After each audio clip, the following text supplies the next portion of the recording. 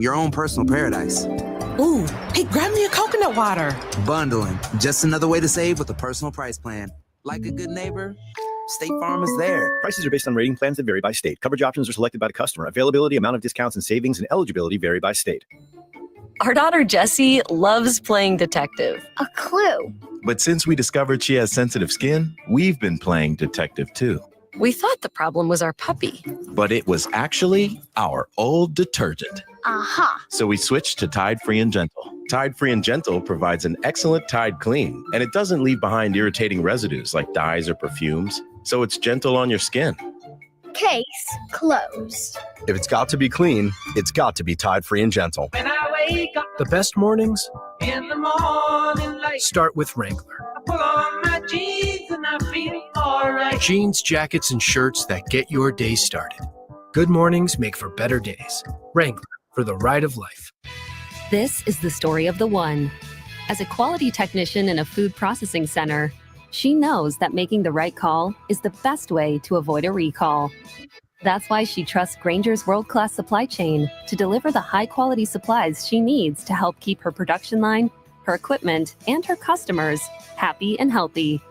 Call 1-800-GRAINGER, click Grainger.com, or just stop by. Grainger, for the ones who get it done. When I wake up The best mornings in the morning light, start with Wrangler. I pull on my jeans and I feel alright. Jeans, jackets, and shirts that get your day started. Good mornings make for better days. Wrangler, for the ride of life.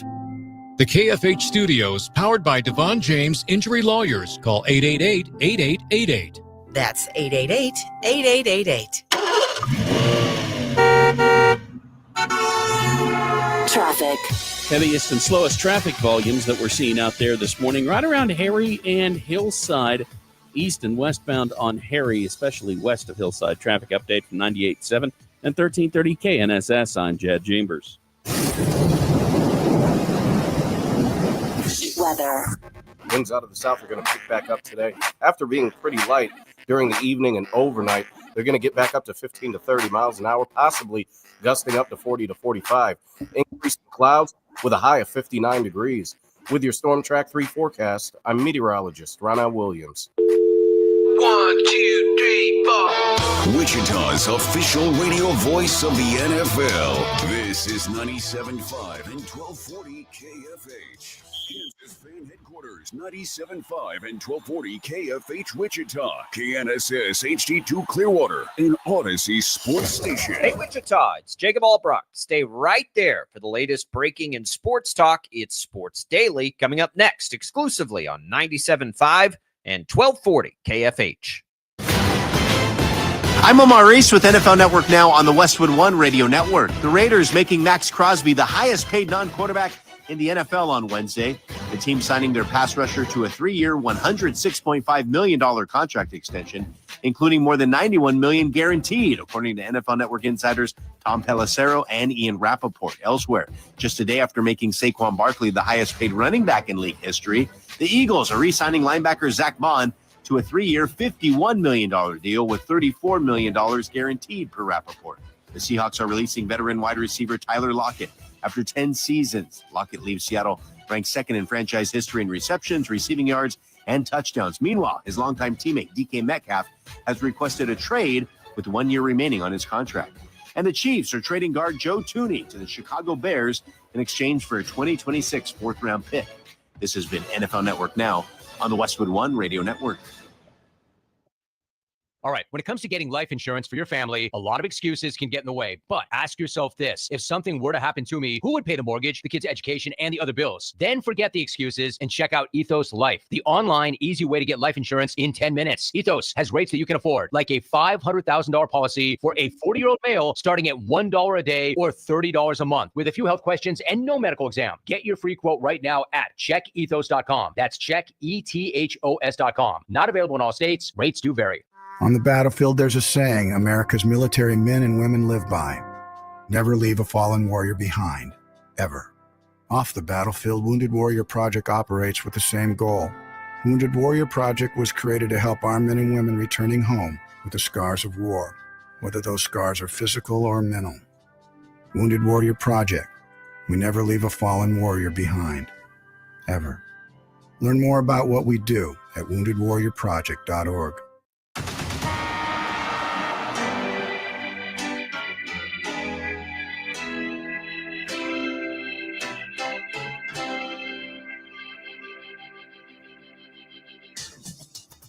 Now, from Wichita's most listened to sports radio, 97.5 and 1240 KFH. This is Sports Daily with Jacob Albrock and Tommy Kester. Hey, good morning, everybody. Welcome in to a Thursday edition of Sports Daily. We certainly have plenty to get to today. We are fueled up and fired up with our Prairie Fire coffee. Thanks to them for keeping us fueled up and fired up every day at our Odyssey family of networks. It is Jacob Albrock, Tommy Castor, Max Power producing for us. He's got that KFH hotline at 869-1240 for you. If you're driving into work, you can give Max a call. We'll get your thoughts out there. If you are, if you're not so publicly available, you can leave us your voice messages on our Odyssey app as well. If you listen there, you can leave us messages with the little microphone right there on the app. It's super easy. Or you can leave us video comments if you're watching the show right now. Of course, on Facebook, on YouTube, on X, and we're proud to be on 12 News Plus. So glad to be here with you. We've got more reaction to the Joe Thuney trade. We've had some time to let it soak in a little bit. Just one small piece of what turned out to be a wild day across the NFL. Just haymaker after haymaker with rosters going on across the league. K-State, big winners last night. And they did it in an interesting way, quite frankly, but they got another road win. They got back-to-back wins again. Coleman Hawkins played, was pretty effective, but K-State's defense was smothering. We'll have Tim Fitzgerald in the next hour to talk all about the Cats as they get one more to go before they get ready for a Big 12 tournament. And, of course, all we really are focused on right now is, do they have a chance to make a run in that tournament? So we'll get with Fitz on that a little bit later as well. Tommy, good morning. How are you? Hey, busy day today. A lot to get to on the program. Looking forward to, talking to Fitz a little bit later on in the show, just because of, everything that happened last night in that game where, Kansas State, they were able to get the win and they battled back. And you mentioned the defense. David Gasson had a double-double. It was a solid effort for Kansas State. It might not have been aesthetically pleasing to watch at times. That's okay. But they certainly were able to get the victory. And so looking forward to getting into it. If you're going to make a run of any kind in March, you better be able to win some games that are not aesthetically pleasing. I'll just say that. So that I think it was a good thing for K-State to win it that way and know that they can go on the road and win it that way. But we'll get into all of that. We do have a busy show. Maybe even try to stop by Home Depot later. Don't know if there'll be time, but we'll get it all in. We'll get it all in here. It's going to be a nice little Thursday. What's that? It's going to be a nice little Thursday. A nice little Thursday. That's right. And we'll, as unexpected old school references, we'll try not to, go Frank the Tank tonight at our Crestview beer tasting that we are getting into. It tastes so good once it hits your lips. Make no promises. Make no promises. Was old school, as a total left turn here, was that era the peak of comedy? Yes. 100% yes. I think for our generation, yes. I think about this a lot, and let's just spend a few minutes here. I think about this a lot. Was the peak of comedy one rung before that with some of my all-time favorites, Dumb and Dumber, Tommy Boy, the Adam Sandler movies, like that era? Or because there was a little bit of a gap, just a little one, and then we get into the old school Anchorman, maybe sort of beginning with probably Old School and ending with kind of, The Hangover. I think probably that 4 or 5 year stretch. Man, there are so many good ones in both. I don't know which one I'd choose. And I really do think about this all the time. Like, I don't know which one of those I'd choose because they both hold such special places in my heart. I mean, I think you could go back even further and make an argument for the years with Animal House and Caddyshack and, like those years too. Love those years, but I don't think they're holding up to the two sort of little eras that I'm talking, at least for me and older people. Max is having a conniption fit. Max is, I was just going to say, I'll bet you Max is going to have a heart attack at that. And I love all of those movies, but that's not what you grew up with, right? Those aren't the movies that taught me bad language and all the bad things like the Next Generation. And of course, I was old enough for that last generation. And push come to shove, those movies are probably better, but they're not as silly. I mean, listen, I'll tell you, The Dumb and Dumber is my favorite movie of all time. So take that for what it is. I just, man, the heater we were on with starting with Old School and then going into like 40-Year-Old Virgin was in there. Oh, yeah. Just like Good all stuff. those, just couldn't miss with some of those movies. It was such a Step good era. Brothers. You gotta have Step Brothers in the mix. Yep, I think that one's not on my top list, but it was funny. It was funny. Yeah. And then where are we now? Right? When was the last time you saw just like a funny movie? Honestly, the last movie that I watched that I thought was funny was actually another Will Ferrell movie. It was the one that I think dropped on Amazon Prime a few months ago. It was him and Reese Witherspoon. Oh yeah, yeah.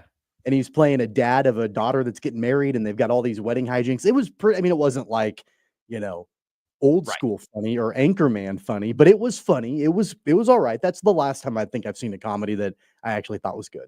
I don't. To be fair, I don't watch them like I used to. So it's a little unfair for me to say there aren't as many, but I don't think you don't even hear about as many. Like it's not defining a generation like the others did. So here's a really funny old comedy movie story from my youth. One of my favorite movies, and I think that Max, will probably agree with me on this. One of my favorite movies of all time is The Jerk with Steve Martin. So good, so funny, it's outstanding.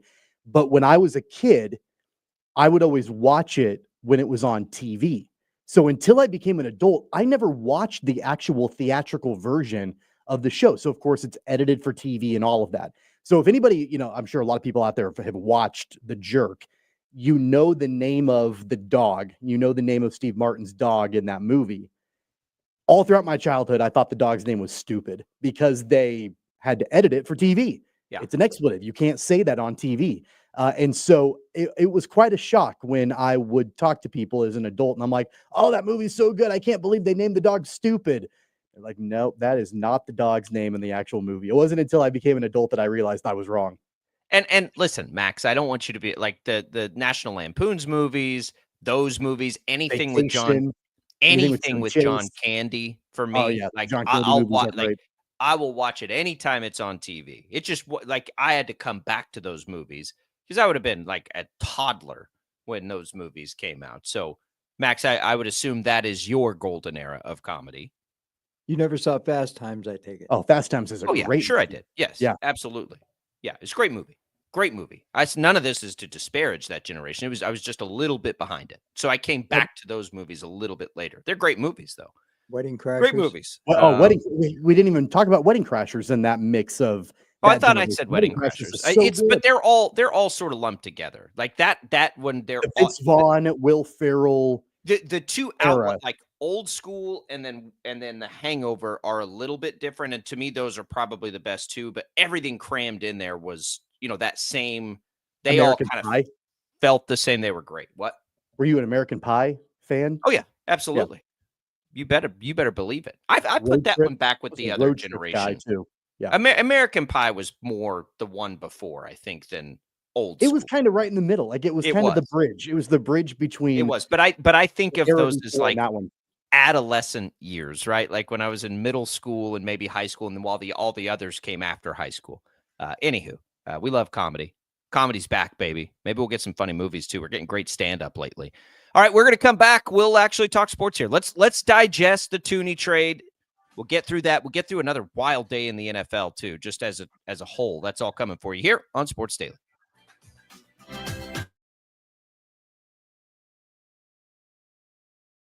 66 counties, 4 regions, and 1 weather team that you can trust. Find Storm Team 12 every weekday at 5:30 on the KSCW.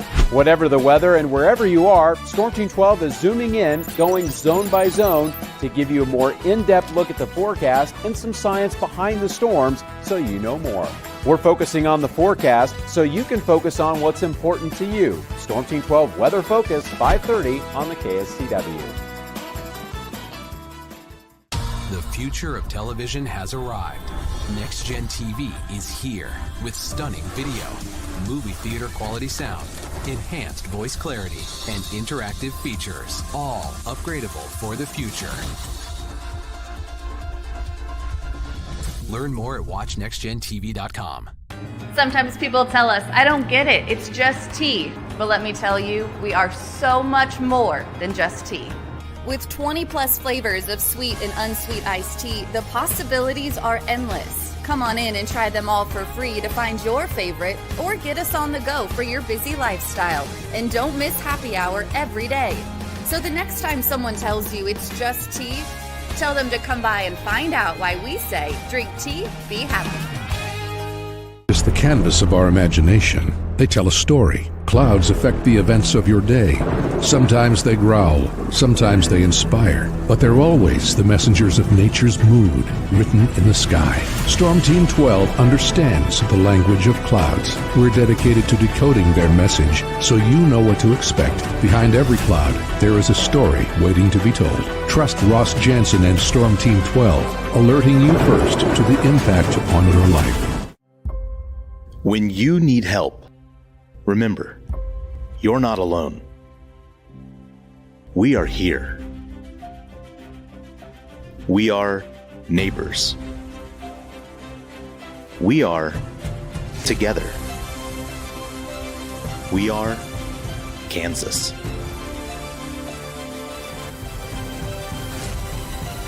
We are 12 News. They say, What is GMFB Overtime? It's Peter, Jamie, Kyle, and Akbar breaking down the NFL 5 days a week. It's okay to be excited. It's this, that, and a whole lot of... It's football for everyone. Weekdays at 10 a.m. on KSCW. Are following a breaking update. every day, all day, stream the stories that have you talking near and far. Whoever is behind the wheel of this bus is not stopping. From hundreds of local reporters and meteorologists spanning the country. Chaos here this morning at the UW campus. Search LNL for the all-new Local News Live streaming app. Make yourself known now. 831001 in traffic pursuit. Oh my God, here. Investigate TV Plus begins with real people. We investigate stories that impact you And inspire change every day. Something is broken. Real problems Why are they hiding it? and real solutions. My daughter was dying in front of me. What was your reaction when he said that? Investigate TV Plus, weekdays at 3:30 p.m. on KWCH. Sometimes people tell us, I don't get it, it's just tea. But let me tell you, we are so much more than just tea. With 20 plus flavors of sweet and unsweet iced tea, the possibilities are endless. Come on in and try them all for free to find your favorite or get us on the go for your busy lifestyle. And don't miss happy hour every day. So the next time someone tells you it's just tea, tell them to come by and find out why we say, drink tea, be happy. Mornings are busy. We're here to make your mornings better. We report the stories that affect you. 3 more hospital lies from contaminated apple juice just a day after the FDA issued a recall. We're here to make your mornings better. Closing east and westbound lanes of K96 for repairs. With 12 News, you're prepared for your whole day. Scattered thunderstorms across the state into the afternoon. Stay a step ahead with 12 News this morning on KWCH and KSCW.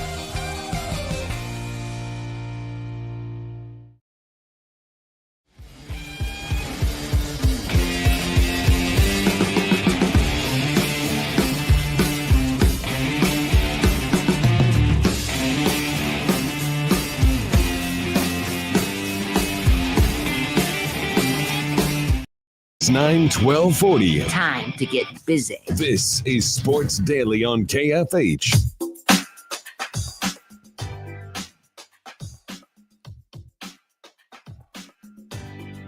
Your legend begins aboard the Disney Destiny, the all-new ship from Disney Cruise Line, sailing November 2025. Log in and listen to KFH on Odyssey for a chance to win a trip for 4 to set sail on the Disney Destiny in this national contest. All you need to do is listen for an hour on the Odyssey app. You can find out more at kfhradio.com.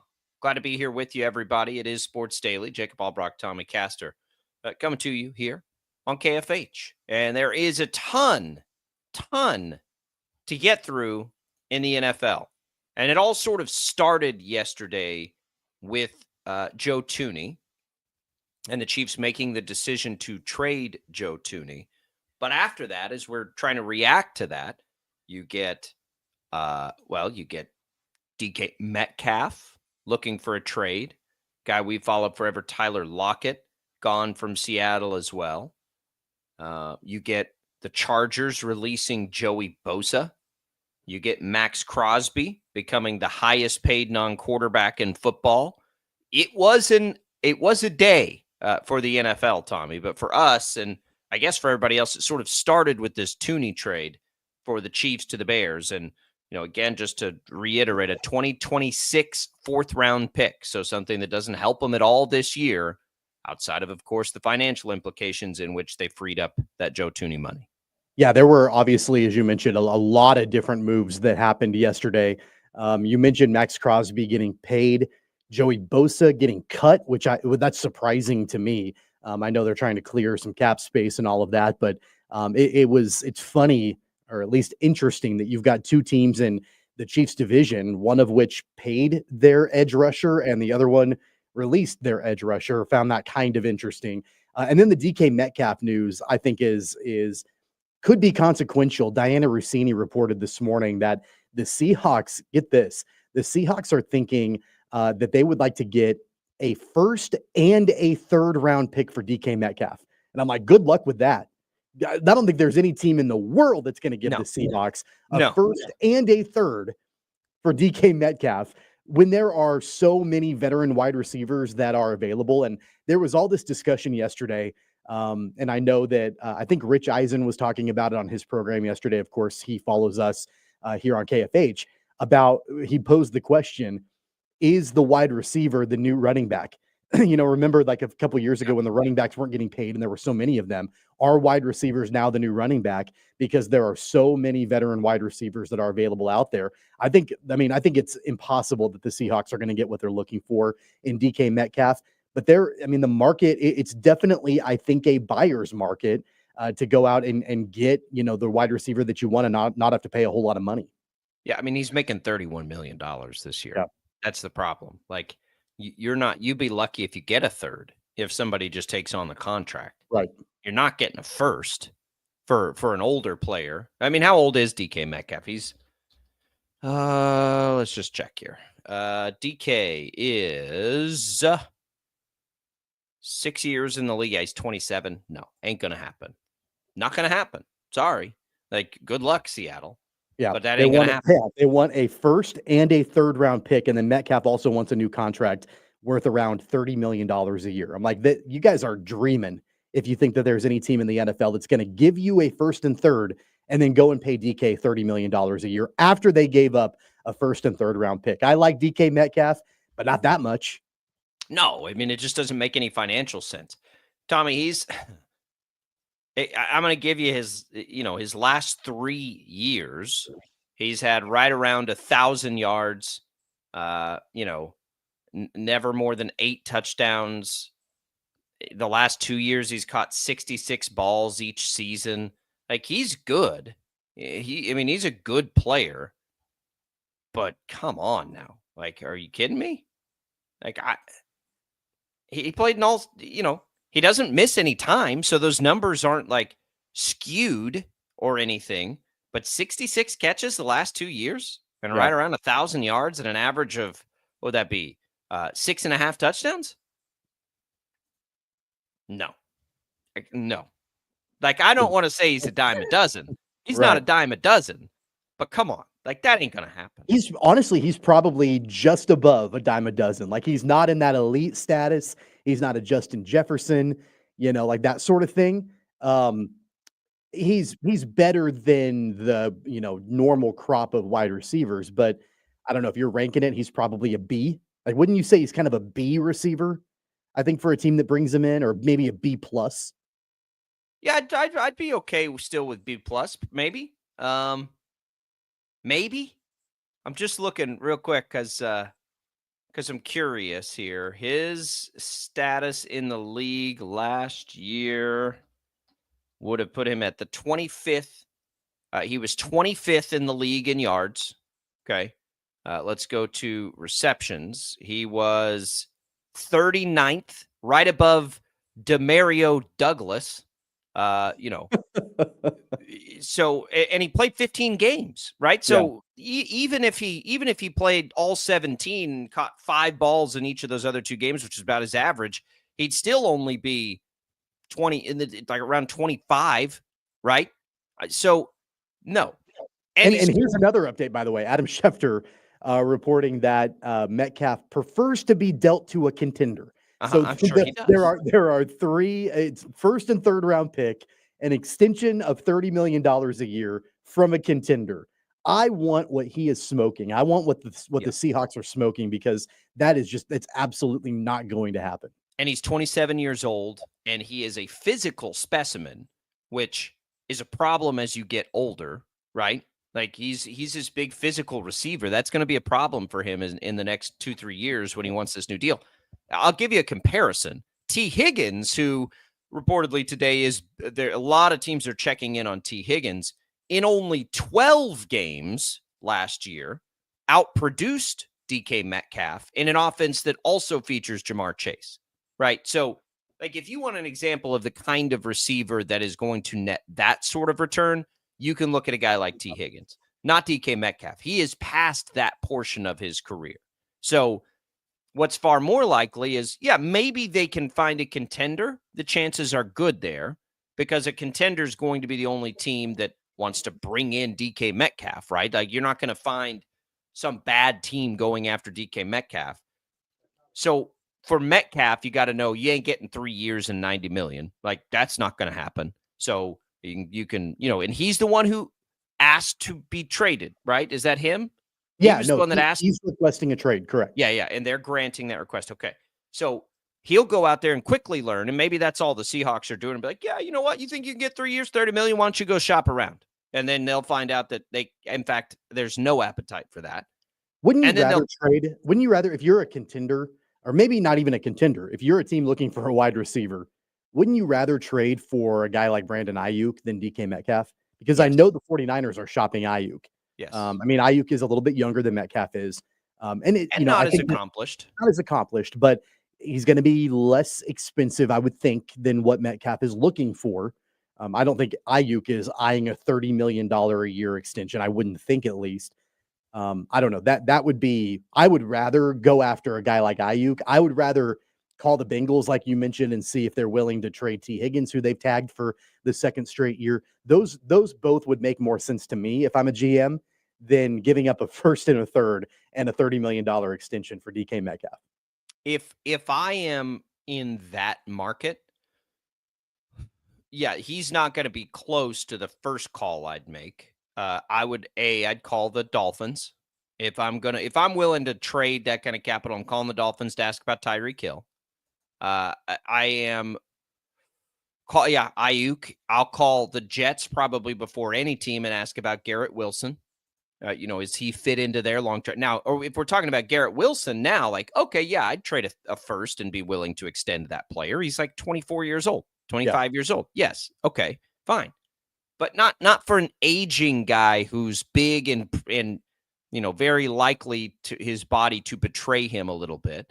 Or you've got a pretty deep pool of free agents out there. I mean, like, you don't even need to give up any picks at all. And you could go out there and Devontae Adams, right? Devontae Adams is a free agent. I know, coming off of an injury, but you could sign Steph Diggs. Chris Godwin is a free agent. There are several. I mean, the Seahawks just let Tyler Lockett go. Again, he's older and all of that, but there's a deeper pool of free agents where you don't have to give up any draft capital at all to get them. This isn't a DK Metcalf bash session either. I still think he's a really good player. Don't misunderstand. It's just like that sort of ask. Even if he didn't want an extension, taking on $30 million next year, for me, I'm like, no. I'll call Devontae Adams first and give him $20 million for 1 year or whatever it ends up being, and go attack it that way. But I'm definitely not giving up draft capital to do it. Not like that. And I'm definitely not doing an extension if I'm already having to take on $30 million this year. Like, none of those things are happening together. So there's probably a pretty good chance that DK Metcalf quickly learns that, the market is not like people are going to say no, or maybe we're undervaluing DK Metcalf. Maybe he's better than we're giving him credit for. Probably is. I really like DK Metcalf, the player. I think he's great, but he's not that good and not anymore. So, good luck. That ain't going to happen, though. There's other receivers out there. Chris Godwin's a stud. Tampa will be crazy if they don't bring Godwin back. Devontae Adams is, you want to talk about a hired hand. He's the guy. Devontae Adams is who you go get, isn't it? Like he's going to be probably on a 1-year deal. Yeah, because I don't think you'd have to give up the farm to get him. I wouldn't think. Who I feel like we don't have. He has better production than DK Metcalf last year across the board. You know who I think is probably sitting back and watching the free agent market go crazy right now, and is probably really happy with the move that they made. The Commanders. They traded for Deebo Samuel. They give up a 4th, I think, or a 5th. I can't remember. Well, that tells you the market too. Right. And so but they got it done. Like they got another weapon for Jaden Daniels to pair alongside Terry McLaurin. And they can just sort of sit back and watch, DK Metcalf request a trade and watch Devontae Adams have all these suitors and like whatever. And they're done. Like they're set. They got their trade done early. And I think that they're probably like, man, we did a really good job there, getting Deebo for not a whole lot. Yeah, I agree. Deebo was a better fit for them, I think, than he would be for a lot of teams. That was another reason I really liked that trade. But it does give you some idea. Like the market right now is telling you, as Devontae Adams is cut, as Deebo's traded for a 4th, as we start to see some of this, to Rich Eisen's point, if that's what he said yesterday, is it becoming the new running back? Maybe. I think more so, and this is a league full of trends, right? It's a league where this happens all the time. There are trends in this league. Right now, a part of it is because every year we see so many rookie receivers have big impacts every single year now. And so when you're cost evaluating, how do you justify a trade for DK Metcalf if it cost you a 1st-round pick and $30 million? You can't. So it's not going to happen. But then there's Devontae Adams, who outproduced DK Metcalf across the board last year. More touchdowns, more catches. I think he had about almost the exact same yardage. Boy, first ballot Hall of Famer. He's older, right? What is he, 32, 31? 32. I speaking of the Rich Eisen show, who covers the NFL, I'm so glad he follows us because their NFL coverage is outstanding. I jumped on yesterday, and the team they brought up that makes the most sense, and I agree.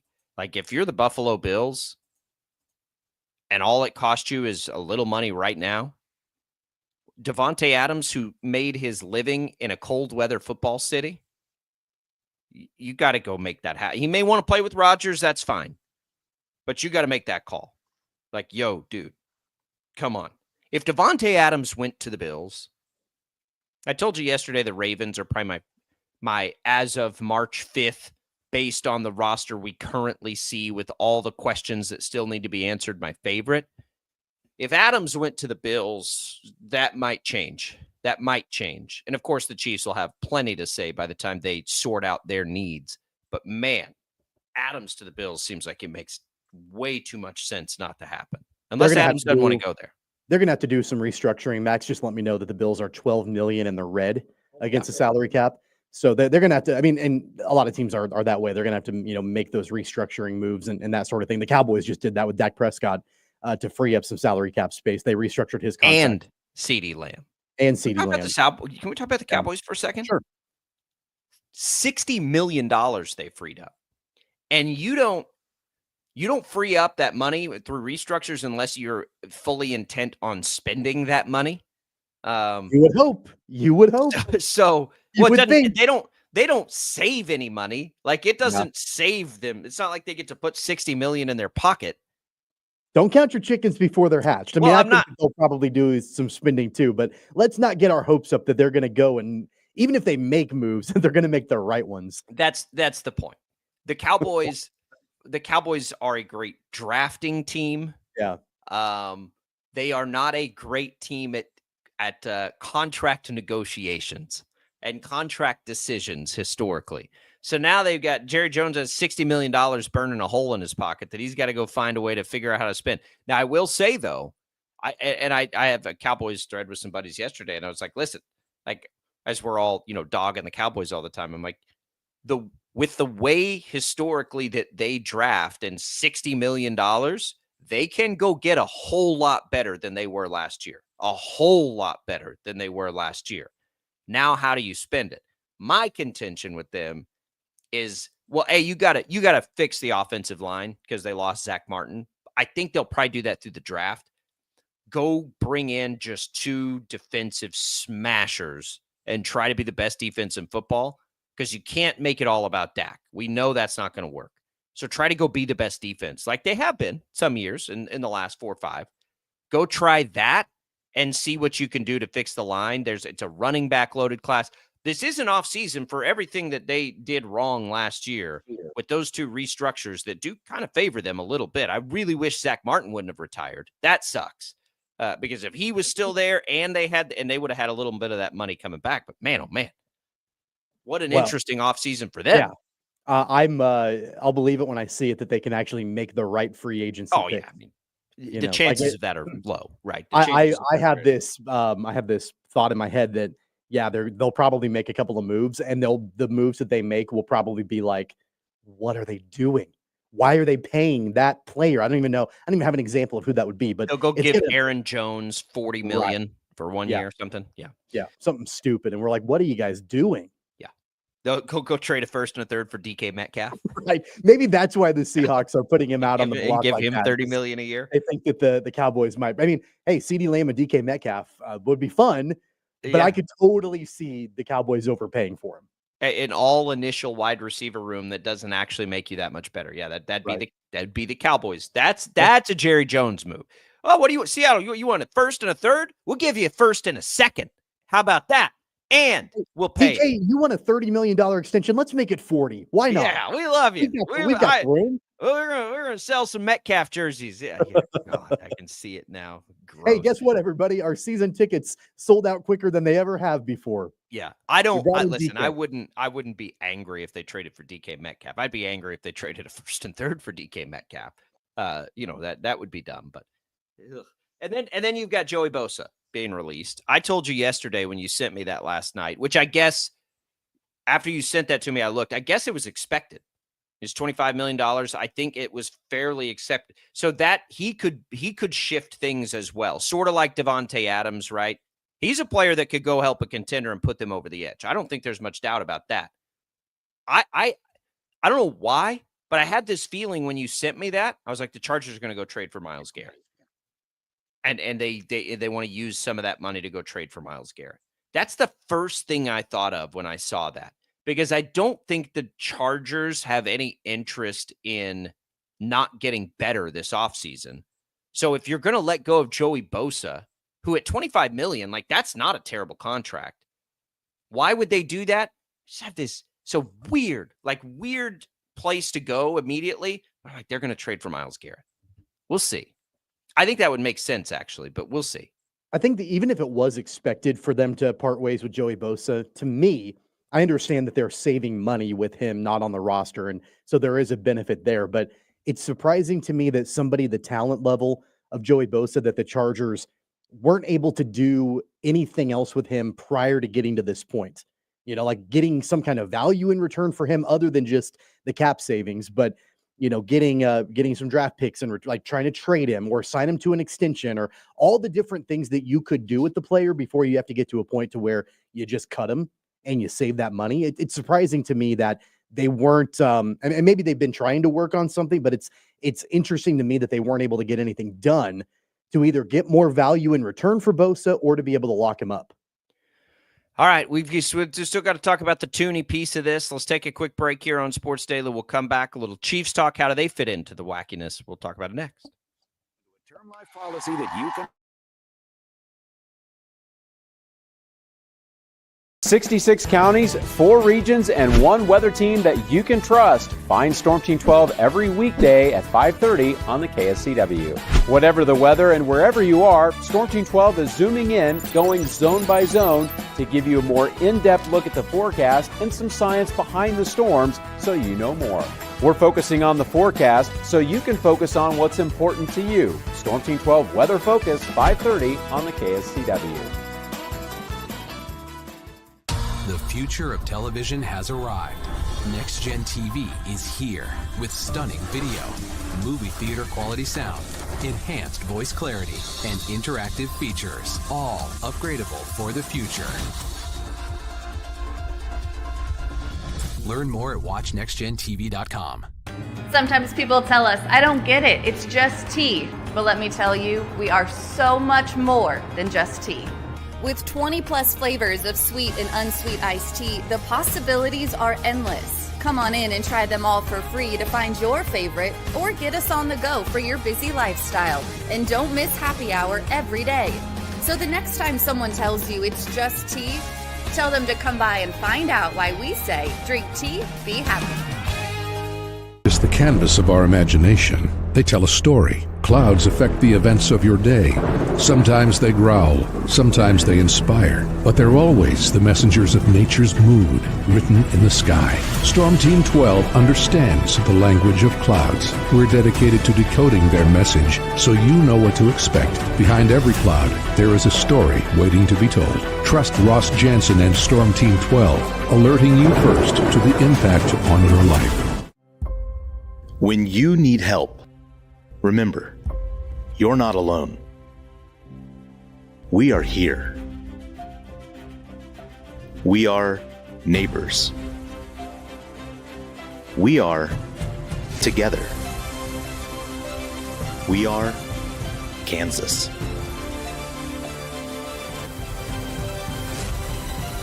We are 12 News.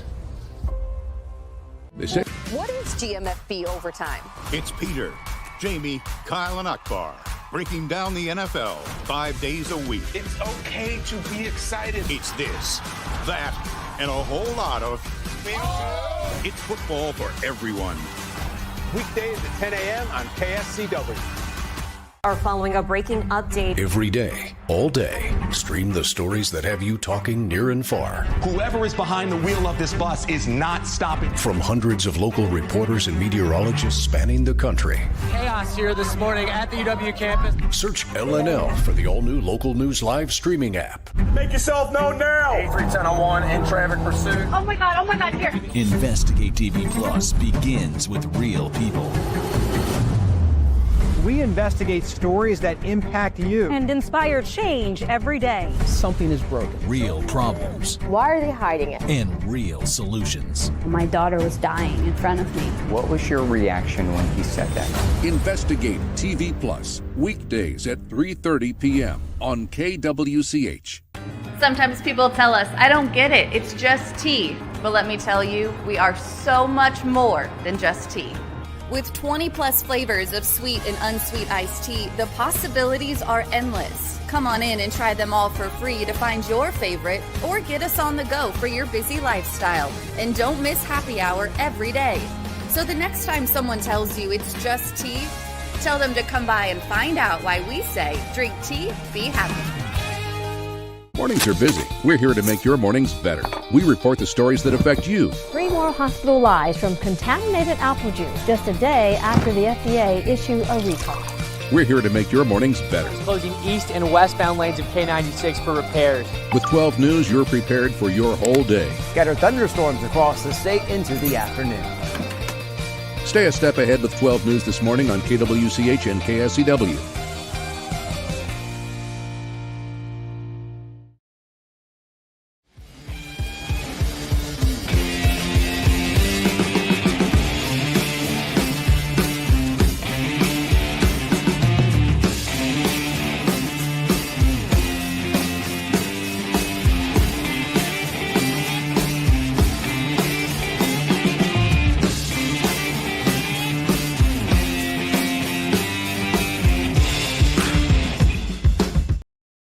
This is Sports Daily on KFH.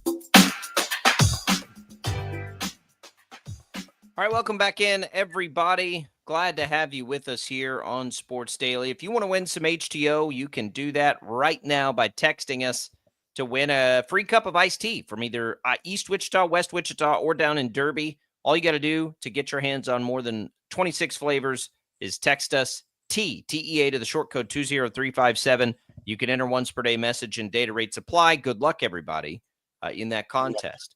Rick says on YouTube that Bosa was always hurt. Bosa was hurt a lot, which has a lot to do with why they got rid of him. But he played, I think, what did he play? 14 games last year? 14 games last year. He's obviously an impactful player when he is out there. Somebody's going to take a chance on Bosa. He'll get a pretty good deal, I think. But it made some sense for the Chargers. I get it. But I don't think they want to leave that hole at pass rusher. Khalil Mack, less of a factor these days. Watch them to go make a trade for Myles Garrett. Just have this feeling. We'll see. We'll see. All right. The Chiefs kind of got all the crazy news of yesterday started, Tommy, with the Joe Thuney trade. I'm not swaying from my initial reaction to it that it would lead to them signing Ronnie Stanley. I still think that's what they're going to do. I think they're going to extend Trey Smith and move some of that money. I think they are going to restructure. Look at what the Cowboys just did with their 2-star players, right? The Chiefs have that sort of wiggle room still in restructuring. I don't think Chris Jones has ever been restructured, right? Patrick Mahomes has plenty of restructure room. And now, in theory, they could restructure Travis Kelce, who said on his podcast yesterday that he'll play out his contract at least this year, that sort of stuff. He doesn't know about the year after that. I believe him in that. I don't think he knows for sure what he would do after this year. But I would guess that after this contract, there will be some finality one way or the other with next season. So there's probably room to restructure for him a little bit too. They're going to be able to find the money. It's do they then immediately spend it on Ronnie Stanley or do they spend it somewhere on the defense? I think it's more likely that they go after Ronnie Stanley. Yeah, I don't think my gut feeling, and I still think it's the case. I don't think that you tag Trey Smith and then you trade Joe Thuney to then go out and sign Donovan Smith to fill a hole at left tackle. Or to go out and re-sign Nick Bolton, right? I think that's the more likely alternative. Like, I think that there is going to be, I think, some sort of move that is made to make that left tackle position better or at least more high profile. And whether or not that's Ronnie Stanley or if that is making a trade for somebody else, I don't know. But I don't think that you go and you make that move by trading away not only the guy who was your best left guard in Joe Thuney, but also your best left tackle when he needed to be your left tackle last season, to throw out Kingsley Suamataia at left tackle again next year, to go and draft another potential left tackle of the future. I don't think that that's the direction that the Chiefs are going to go. I think if they had kept Joe Thuney, then you're probably more likely to see another patchwork left tackle. And I just don't think that that's going to be the direction that they go. It's kind of Ronnie Stanley or bust too, I think. If you do that, and you got to think about this in totality, you've got big money tied up in Stanley, big money tied up in Humphrey and Smith, Taylor too, but Taylor will come off the books moderately soon. You have a long-term future plan. At left guard is probably Suamataia now. And then at right tackle, in theory, could be Wanye Morris, right? Like down the road. So I think, while it would be financially strapping this year, right, to have that many players on the line tied up, but Jawan Taylor, he's got a base salary of about $20 million. He's guaranteed nothing after this year. And his dead money number next year goes down tremendously. So he's almost certainly going to be gone. I would think, and again, I'm not an expert on the salary cap stuff, but I would think that they'll pay, like he'll be fine this year and then they'll cut him next year. So you got to think of this in a chess way too. You go and you've got all that money tied up, but it comes off with Taylor. You have your backup plan at left guard, which by all accounts is going to be Kingsley Suamataia. Then if you let go of Taylor next year, you'd have Wanye Morris. Be high paid. So now you're a little more flexible financially on the line, right? And they probably between now and then sign somebody they think could play right tackle if it's not Wanye Morris. So I think the pieces are in place to make this happen. Rick points out again on injuries, Ronnie Stanley is injury prone, and that's why the Ravens are willing to let him go. And I've told him 1,000 times it makes me nervous that the Ravens are willing to let him go. But he's better than what the Chiefs have had. And if you're willing to take the injury risk and maybe they can mitigate that somehow, I mean, it's better. He's better than what the Chiefs have had. The replacement value is high for Stanley, but he's also better than the other options that are available to upgrade. There aren't a lot of them. Now they could go find a trade partner still.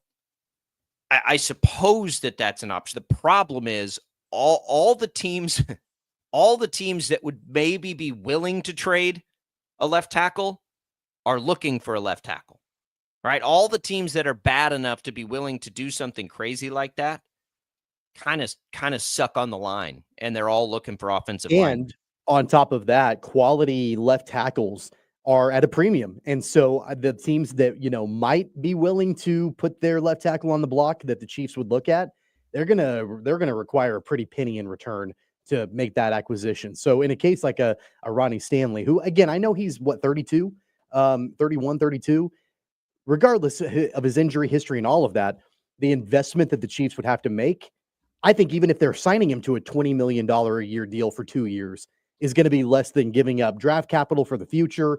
And then, what it might take to take on a contract of somebody that they'd be trading for. So I think that as far as what the cost would be, the cost of the acquisition is going to be actually less, I think, to go and sign a free agent like Ronnie Stanley than to go and try to find a trade partner. And those trade partners know that their left tackles are at a premium. Yeah, it's tricky. And I'm just pulling something up here just to kind of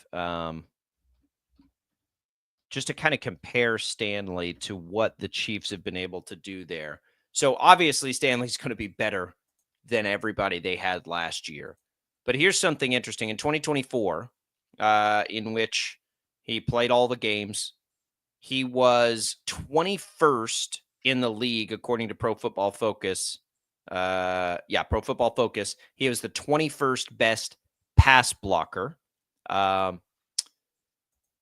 Orlando Brown Jr.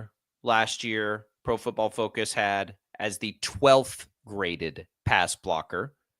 His grade was 82.5. Stanley was 79.6. So close, right? So close.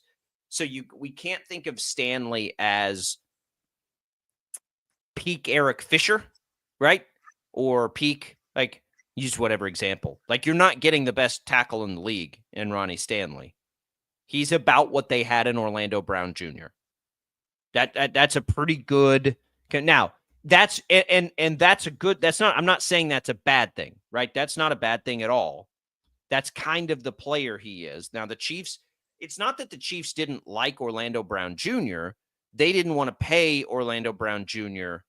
what he was ultimately going to get paid, which is what he got paid to go to Cincinnati. And by the way, what was the best thing about Orlando Brown when he was with the Chiefs? What do you think the best thing? To me, stability, consistency, that you didn't have to worry about it. It wasn't like he was the best left tackle ever to play the game. I mean, he wasn't. He got paid to go to Cincinnati and cashed in, and more power to him. That's awesome. But he wasn't like this Hall of Famer left tackle, all pro left tackle. He was good. He was stable. He was consistent. And I think that's overlooked a little bit, because I don't think the Chiefs are looking for somebody to be like this groundbreaking, totally move the needle, best left tackle in the world. Well, I hope not. You just need somebody that is stable and consistent, and you don't have to worry about, because they've had a lot of worrying to do over the last couple of years of that position. I hope not, because they're not getting Ronnie. They're not getting that. That's not what Ronnie Stanley is. And that's okay. He's an injury-prone player that's about as good as Orlando Brown Jr. was. Orlando Brown Jr. with Cincinnati, Tommy, is making an average salary of about $15 million a year. Stanley's probably going to cost you more than that. The elephant in the room, to me, when I look at all this, is that they should have just paid Orlando Brown Jr. And I will say this in full disclosure, I did not think they should pay Orlando Brown Jr. But I think the elephant in the room, it's two parts. It's what you just mentioned to start off. It's that they should have paid Orlando Brown, and they never should have paid Jawan Taylor what they paid him. I've been shouting that from the mountaintop since day one. That could, in theory, go down as the worst contract that Brett Veach has ever given somebody on the Chiefs. Just because of what he does, it doesn't mean that he's a bad, I mean, he's not great, but like the fact that you're paying him like a left tackle. He's pretty bad. And I know, but he's not like unplayable. He's not like Kingsley Suamataia was last year on the left side of the line. He's not unplayable on the right side. But that contract that they gave him, left tackle money, and he's never played a snap at left tackle, that's going to go down, I think, is probably the worst contract that we've seen from Brett Veach. What did they get him? How did they get him? 45th overall? No, he came from the Jags. I know, but what did they do to get him? It was a trade, wasn't it? It was a trade. They traded for him. That's what I'm trying to find. What did they trade? It's not just the money that sucks. It's that they traded for him. Can't remember. I'm trying to remember what they gave up to get him. He was a free agent. They signed him out of free agency. Okay. Actually, almost exactly 2 years ago on March 16th. Yeah, it was $80 million contract. The elephant in the room was they tried to find a right tackle again to make a left tackle. Yeah. Okay. I agree. That was a bad deal. He's never played a snap at left tackle. It's not even like they tried and he wasn't good. Like he's been a problem. And his money will clear. So what does Ronnie Stanley give you? Ronnie Stanley gives you about what Orlando Brown does. He gives it to you more expensive. You could have had Orlando Brown for less money probably, and had that stability there. If they re-sign Orlando Brown, do they win a second straight Super Bowl 2 years ago and then one? I mean, who knows, right? Yeah. Who knows? And Jawan Taylor currently is the third highest paid right tackle in the NFL. Mm-hmm. The third, behind Tristan Wirfs and Penei Sewell from the Lions. Those two guys both have total contract values of over $100 million. And then Jawan Taylor is tied for third with Lane Johnson from the Eagles at $80 million overall.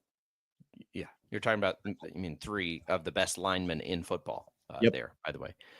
Yeah, it's tough. And you've got to, and they just have so many things it's why the Thuney thing, I get it, does make me nervous. We'll get more into it. You can't pay them all. We'll get into it in the next hour. He's the safest one, though, of all of them. So we'll talk about it. We got another hour of Sports Daily. Stick around. Don't go away.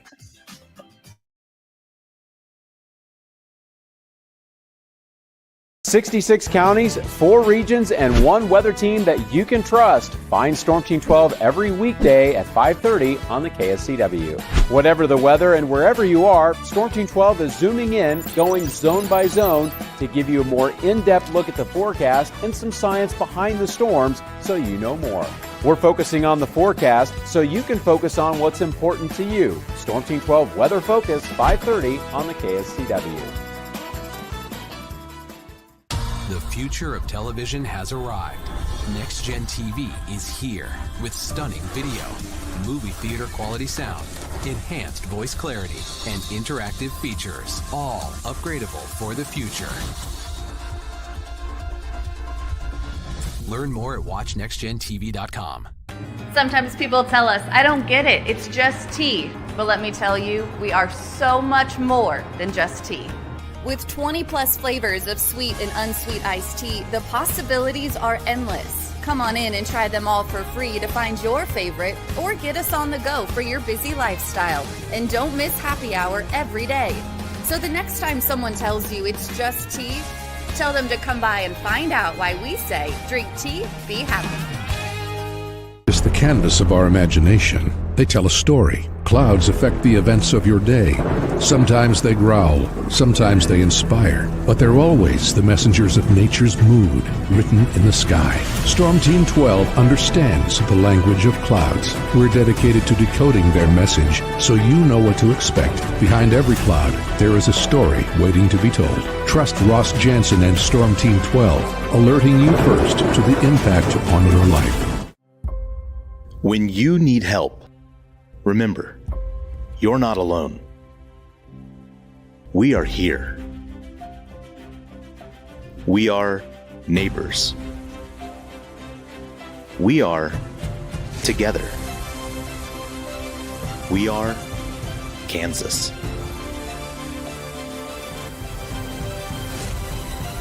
We are 12 News. They say, What is GMFB overtime? It's Peter, Jamie, Kyle, and Akbar breaking down the NFL 5 days a week. It's okay to be excited. It's this, that, and a whole lot of It's football for everyone. Weekdays at 10 a.m. on KSCW. Are following a breaking update. Every day, all day, stream the stories that have you talking near and far. Whoever is behind the wheel of this bus is not stopping. From hundreds of local reporters and meteorologists spanning the country.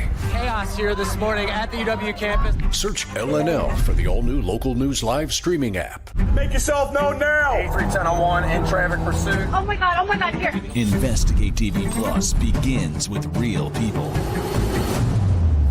We investigate stories that impact you. And inspire change every day. Something is broken. Real problems. Why are they hiding it? And real solutions. My daughter was dying in front of me. What was your reaction when he said that? Investigate TV Plus, weekdays at 3:30 p.m. on KWCH. Sometimes people tell us, I don't get it, it's just tea. But let me tell you, we are so much more than just tea. With 20 plus flavors of sweet and unsweet iced tea, the possibilities are endless. Come on in and try them all for free to find your favorite or get us on the go for your busy lifestyle. And don't miss happy hour every day. So the next time someone tells you it's just tea, tell them to come by and find out why we say drink tea, be happy.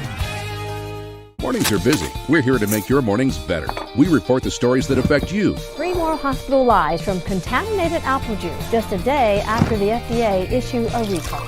We're here to make your mornings better. Closing east and westbound lanes of K96 for repairs. With 12 News, you're prepared for your whole day. Scattered thunderstorms across the state into the afternoon. Stay a step ahead with 12 News this morning on KWCH and KSCW.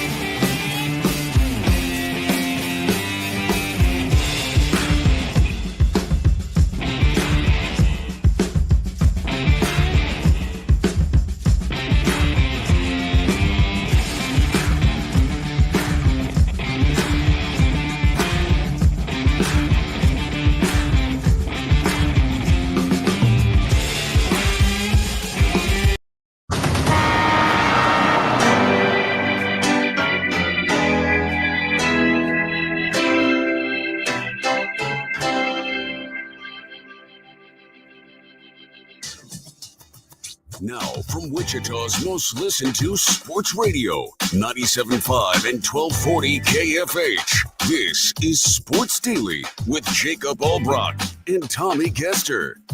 All right, welcome back in, everybody. It is Sports Daily here on KFH. Glad to be with you on this Thursday edition of the program. We have Tim Fitzgerald coming up in a little bit to talk about that K-State win last night in Cincinnati. Make sure you're here with us for that discussion as they get ready to take on the Big 12 tournament after one more regular season game. It is the Big 12 women's tournament up in Kansas City. An interesting court that they're showing off. I assume it'll be the same as it was for the men. If you didn't see it, check that out. I thought that I was having eye problems when I looked at that. I'm like, what, am I like having a stroke? What is going on with this court? It's something. It's something. We'll call it that. So we'll have that for you a little bit later as well. We've been discussing this craziness in the NFL, and it's always wild in the offseason. Man, it felt monumental yesterday for a lot of reasons. And, we, of course, are following the Chiefs in it with Joe Thuney and all of those things. We'll continue that discussion. The quarterback movement. How does that impact everything? What does that do to all of it? I think it all sort of goes hand in hand. You kind of need to see where but what's interesting is we are seeing some movement. You mentioned the Deebo Samuel trade. It's like there are some teams getting out ahead of things, and there may be some advantages to doing that because we don't know what the market looks like, and you can control what you can control. I would say the Chiefs, Tommy, are also a sort of a part of that group, right? That's not being reactionary, but a little more proactive, which is why we see a trade like we saw. And by the way, for the Bears are doing a great job, right? They went the worst lines in football and went and solved and filled 2 holes with one okay player and one Pro Bowler, and they didn't give up much to do it. Yeah, and they need to. It's really a smart move on their part, because if they can give their young quarterback, who they haven't had to pay yet, the most protection possible, and actually invest the money in the protection, because they're going to give Joe Thuney an extension, right? Like, that's going to be part of it, I'm sure. That I think that's a really smart strategic move for them, to give him as much protection as possible until they have to pay him, that huge salary once he gets through his rookie deal. Yeah. And they gave him the weapons, right? So they kind of did it maybe a little out of order. You'd probably like to protect him first, then load him up with all the weapons. But remember, they bring in all these weapons. They brought in Keenan Allen. They brought in DJ Moore. They brought in DeAndre Swift. They drafted Rome Odunze. They did all those things, but then they couldn't protect him last year. And if you ever watched a Bears game, it was a problem, right? And I still believe in Caleb Williams. So what do they do the next time around? They go and they plug 2 massive holes on their line, one of which was Joe Thuney. Joe Thuney's as good a guard as there is in the league. They went and they got him for a 4th. Yeah. The Bears are doing work here. A future 4th, not even anything right away. The Bears are doing work right now. Let's keep an eye on the Bears, I think. Because I think, and the Commanders go and make, again, a move that doesn't cost them a lot. And you're like, okay. And that it makes it just, and I keep my eye on it, because it's like, okay, who are the other teams that are going to be shrewd here and go do some things while all the noise and the chaos of, T. Higgins and now Bosa and now DK Metcalf and the quarterbacks all over the place? Who's going to sneak in there under the radar and make some moves? That's what the Chiefs have done for a long time. The Chiefs make early moves in the offseason. They make them quick. They're fast and furious with what they want to do. And I suspect we're seeing that again, obviously, with the Thuney trade, but even more than that, I don't think they're going to sit around on anything. One other thing to point out is that we've seen a flurry of these wide receivers that have now hit the free agent pool. And I think that bodes well for the people that really want some kind of combination of Hollywood Brown, DeAndre Hopkins, and Juju Smith-Schuster back for the Chiefs, because that pool is deep. And the more you get wide receivers in the free agent pool, the more it brings the overall price down of everybody. And so I don't think it's realistic that we'll see 2 of the 3 come back, but I wouldn't be shocked if they're able to get one of those guys back on the Chiefs roster, because you're not going to, in theory, you're probably not going to have to pay them quite as much as you would have. Which one do you want? Have other guys, entering free agency. Which one do you want? I'd love to have Hollywood Brown back. I think out of the 3, Brown would be the guy that I would probably look at. He'll probably be the most expensive. Does that change your opinion on that? Probably not. I mean, I think that having him alongside Worthy and Rice in some capacity, I mean, that's what the Chiefs wanted last year. They didn't get it, but they'd love to have it. I'd love to actually see that come to fruition. Well, it's a good question. Which one of those 3 would I want? And we have to factor cost. If we're not factoring cost, obviously we pick Hollywood Brown. If I'm not factoring cost, if I'm factoring cost,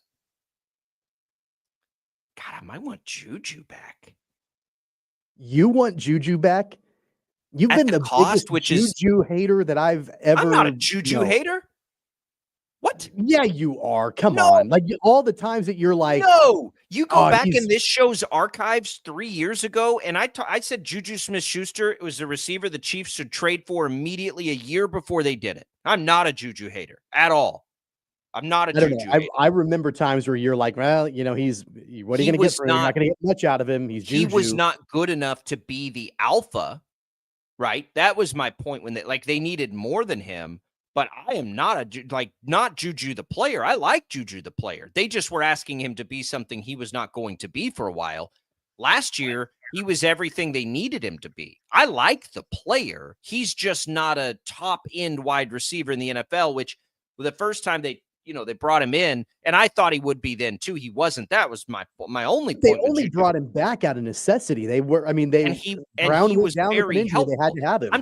But it's not because I like Juju more than DeAndre Hopkins or Hollywood Brown. I like all three of them, actually.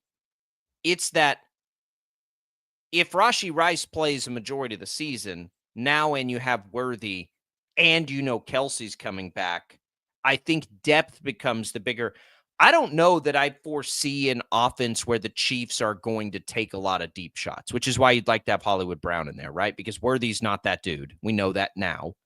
So Hollywood would probably become that dude for you. And D-Hop, although he's older, still has the ability to do that too. Juju does not. I don't know that that's going to be really a big part of their offense. Well, and by the way, remember that the whole point of Hollywood coming to Kansas City on a one-year deal was the same reason that they brought in Juju on a one-year deal that very first time. It was a prove-it type deal. It was the thought that, he can go get a long-term deal somewhere else, but he's going to kind of get his career back on path, back on track, and then another team will sign him. Well, Brown was out the entire year except for a couple games in the playoffs. And so, I have a hard time thinking, especially with how deep the wide receiver free agent pool is, that there's going to be a team out there that's going to be willing to give Hollywood Brown a multi-year deal. And so this upcoming season could very well be that prove it year that they wanted to have from him a year ago. I think it's I'm fairly optimistic that the Chiefs can get Brown back on another one-year deal and actually make this upcoming year be that prove it year that he was hoping for last year. I do think they would both have interest in that. I don't know that the Chiefs are in the same financial situation they were a year ago, though, for that to make as much sense with them. Let's talk about that when we come back in the next segment. We'll talk about that. We'll continue to discuss the Chiefs' options here, because I do think it all goes hand in hand back to the Thuney trade. All of it is a part of the reason some of this makes sense. We haven't even really talked about in great detail what it could do to impact the defense. So we'll have all that. Want to say a quick thanks to Crestview Country Club for being supporters of this program. We are headed out there for a beer tasting tonight. What do we get? 5 local brews here? Yeah, and I'm not sure where they're from, but I know that there are great local breweries all around here. And so I'm sure wherever it comes from tonight, it's going to be amazing. So we're part of what's called the beer club out there at Crestview. Not a lot of explanation needed there, right? We're in the beer club. We're in the beer club. We like beer. We're gonna go drink some beer at there, and they're gonna give us some free beer. If you're a part of the beer club at Crestview, all I know is that if you tell the bartender that you're part of the beer club, you magically get a larger beer when you order one. Mm-hmm. That's all you need to know. Yep. I say I'm in the beer club, and my beer doubles in size. It's right. Amazing. And there'll be snacks. We'll have snacks, beer and snacks. So we're looking forward to that. Thanks to Crestview. They got that kind of thing, like the thing we're going to tonight. Seriously, every night, whatever tickles your fancy. They probably have events that will cater to your needs. So give them a call. Ask them a week ago. This is going to be maybe a little bit of a different vibe than the wine. My crowd. It's more my speed. But they don't appreciate it when we go to a wine tasting and I ask if we can slap the bag. If you know, you know. But this will probably be more my speed. But that's okay. They got something for everybody there. Give them a call. Ask them about all their membership options. And man, when was the last time you slapped the bag? It's probably high school. I'm gonna go college. a decade. Yeah, I'm gonna go a decade. It's been a long time for me since I've done that. I'd probably be okay the rest of my life if I never slapped another bag. That'd probably be all right. There should have been, by the way, I know you couldn't make it to the wine tasting last week. There should have been a camera on me the entire time, because I'm trying to follow the lead of everybody. I look like an idiot. I'm trying to swirl the wine in my glass. I'm wafting the fumes of it. I don't know what any of it means. I taste the notes of nuttiness there. What's this? Yeah, shallow and pedantic. What's that from? What is shallow and pedantic? I don't remember. That's from some cartoon. I think that's my nickname is shallow and pedantic. What was it, Max? The tannins. The wine tannins. Oh, yeah. There you go. All right. We'll come back. More Sports Daily. Chiefs Talk continues next.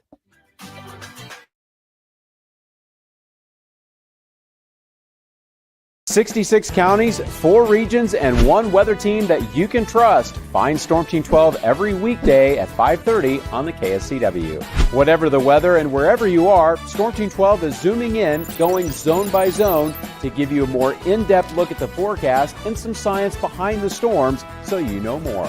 We're focusing on the forecast so you can focus on what's important to you. Storm Team 12 Weather Focus, 5:30 on the KSCW. The future of television has arrived. Next Gen TV is here with stunning video, movie theater quality sound, enhanced voice clarity, and interactive features, all upgradable for the future. Learn more at watchnextgentv.com. Sometimes people tell us, I don't get it, it's just tea. But let me tell you, we are so much more than just tea. With 20 plus flavors of sweet and unsweet iced tea, the possibilities are endless. Come on in and try them all for free to find your favorite or get us on the go for your busy lifestyle. And don't miss happy hour every day. So the next time someone tells you it's just tea, tell them to come by and find out why we say, drink tea, be happy. It's the canvas of our imagination. They tell a story. Clouds affect the events of your day. Sometimes they growl, sometimes they inspire, but they're always the messengers of nature's mood, written in the sky. Storm Team 12 understands the language of clouds. We're dedicated to decoding their message so you know what to expect. Behind every cloud, there is a story waiting to be told. Trust Ross Jansen and Storm Team 12, alerting you first to the impact on your life. When you need help, remember, you're not alone. We are here. We are neighbors. We are together. We are Kansas.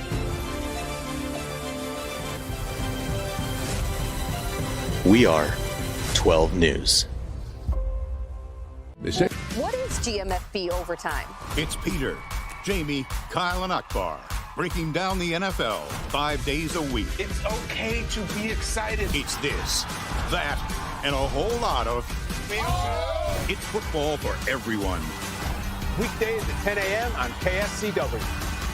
Are following a breaking update. Every day, all day, stream the stories that have you talking near and far. Whoever is behind the wheel of this bus is not stopping. From hundreds of local reporters and meteorologists spanning the country.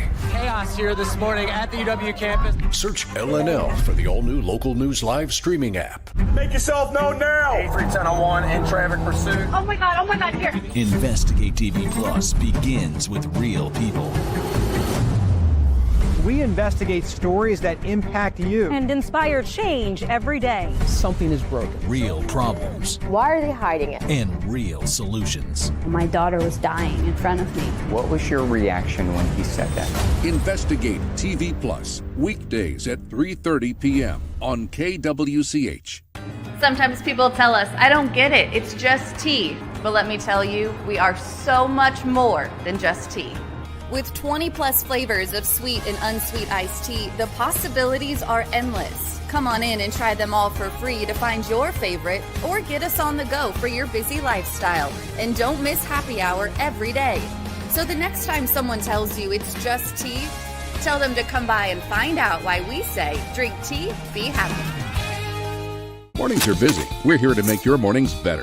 We report the stories that affect you. 3 more hospital lies from contaminated apple juice just a day after the FDA issued a recall.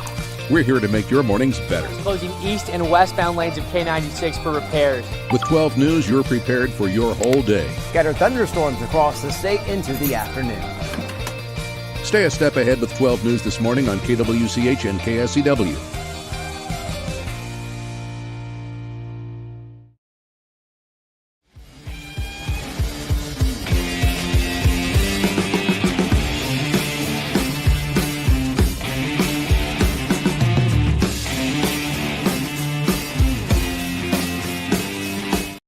FH.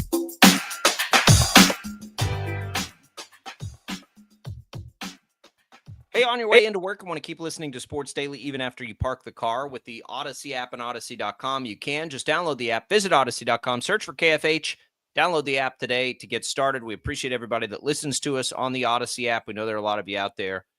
Feel free to leave us a voice message there if you do. But if you don't, listen, you can podcast the show.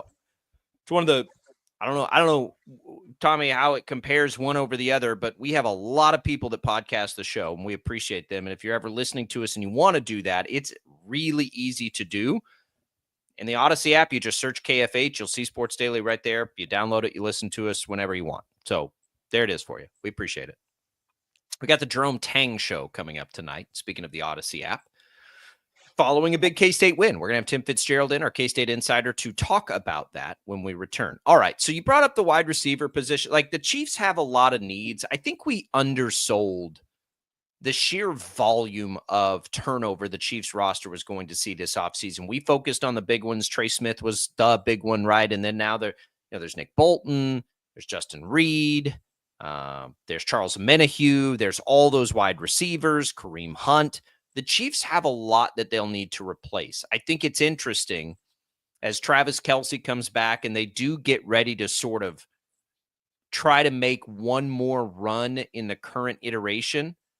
But what I think is very interesting about the offseason, Tommy, is it's one that it's also critical that they do some things to stretch the window here a little bit. Like, it'd be real easy to push it all in for this year, but I don't think that makes a lot of sense. So they got to try to do both, and they got to try to do both without a lot of money, hence the Joe Thuney trade. He's 32 years old. He's due for another big contract after the big contract he's already on.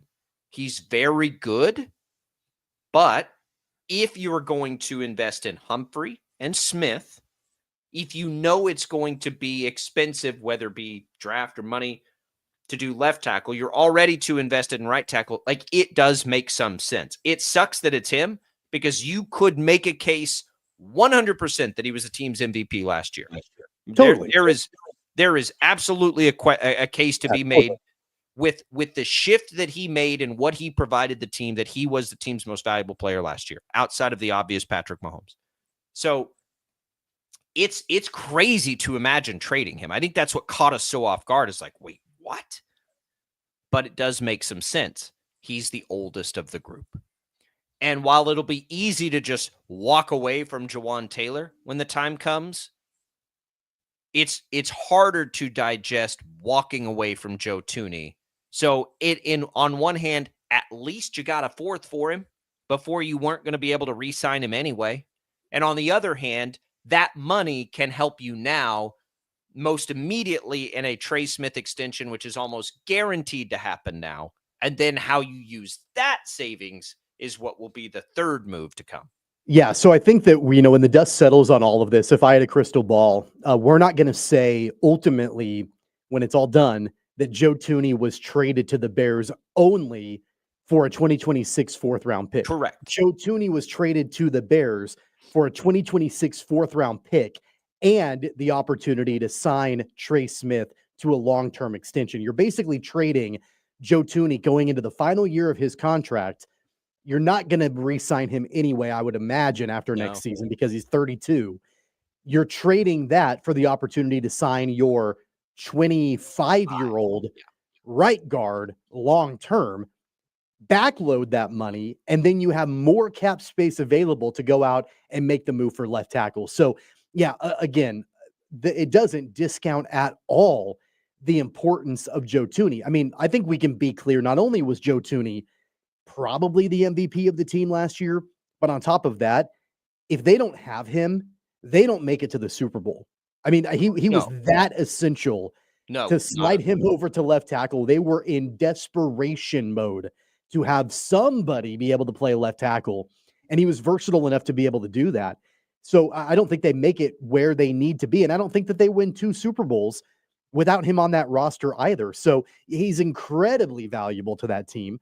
But unfortunately, you've got to do something to at least ensure that you've got long-term viability. And it starts with being able to re-sign Trey Smith long-term. And look, so yes, it frees it up, and we'll in just a second we'll talk about where the best use of the money goes. But there is tremendous risk in the decision the Chiefs kind of had to make. The more I look at it, like it's kind of a move you had to make if you wanted to keep Trey Smith. And keeping Trey Smith and signing him long-term versus letting Joe Thuney play out and then giving him an extension and letting Trey Smith watch will be a fascinating long. Because you were gonna probably lose both of them after this coming season. Well, Trey Smith no, I think Joe Thuney after that. Maybe if they let Trey Smith go, though, they could have still re-signed Thuney. I think honestly, it's more of a Joe Thuney at age 32 plus versus Trey Smith, for the next 4 or 5 years. Like one stacked up against the other will be fascinating because I'll bet you their contracts end up pretty similar when the dust settles. So the Chiefs chose the younger player. I don't disagree with the decision. I don't at all. I don't want to be revisionist with it, but I think that will be the interesting thing to watch when the two things play out, is because look, they could have let Trey Smith just walk this year, but that would not have allowed them any financial flexibility. That's the other part of it. It's not just that they're saying we choose Trey Smith over Joe Thuney. He's younger. It's not that simple. In choosing Trey Smith over Joe Thuney, they allow themselves to use the money in other ways. Had they just let Trey Smith walk, they wouldn't have saved any money, right? He just would have, because he was on a rookie deal anyway.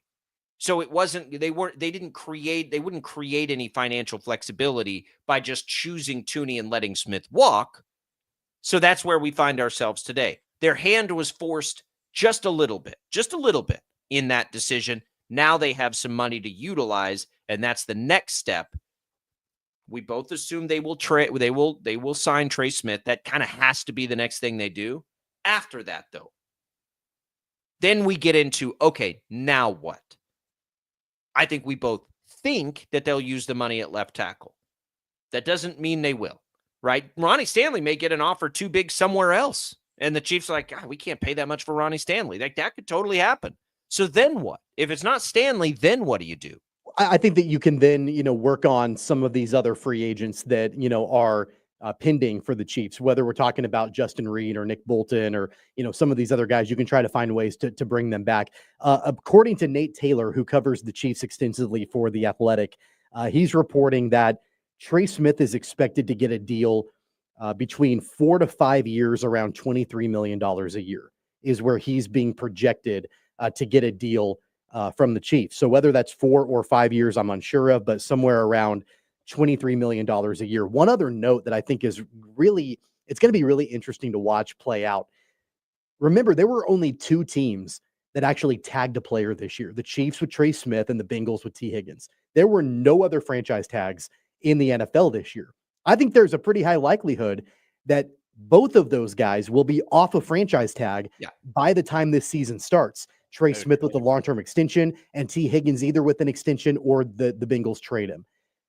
And then we'd have no franchise tag players in the NFL going into this season. Like nobody playing on the franchise tag, at least from this season. There might be, other things happening, but like at least with this round in the offseason, that usually doesn't happen. There's usually at least somebody floating out there that's playing on the franchise tag.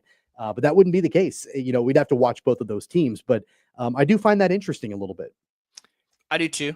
So Thuney was on a deal that would be very similar. So like if you just looked at what the Chiefs signed Thuney to, but increased it by about $5 million a year, he was on a 5-year, $80 million deal. So if it looks like Trey Smith will be probably 4 at 80 or 5 at 100 ish. That's probably just, the market increasing. I think that's probably pretty normal, right? Maybe he gives him a discount on a long-term deal because what was he tagged at? 22, 23 million. Yep. So maybe he goes for like 18 or 19 if it's guaranteed over 4 or 5. So it's still going to be more than what Thuney would have cost you had you chose to go with Thuney over Trey Smith, almost certainly.